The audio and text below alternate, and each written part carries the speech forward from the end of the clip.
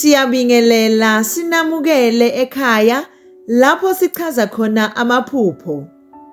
Namuhla ke sizobheka izincazelo ngokuphupha unumber 15 kanye nonumber 20.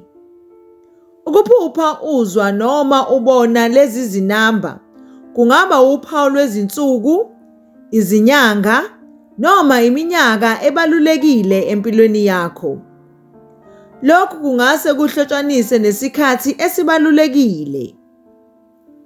Lezi zinamba ngokwesiko zingase zibonise isikhathi sokufezeka kwezinhloso ezithile futhi eziseduze ukufezeka.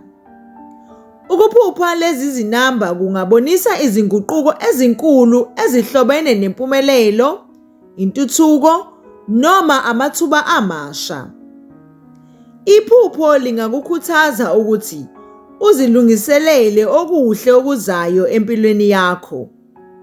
Kuyenzeka-ke futhi ukuphupha lezi zinamba kuchaze ibalance phakathi kobudlelwane, umsebenzi kanye nezifiso zikamoya.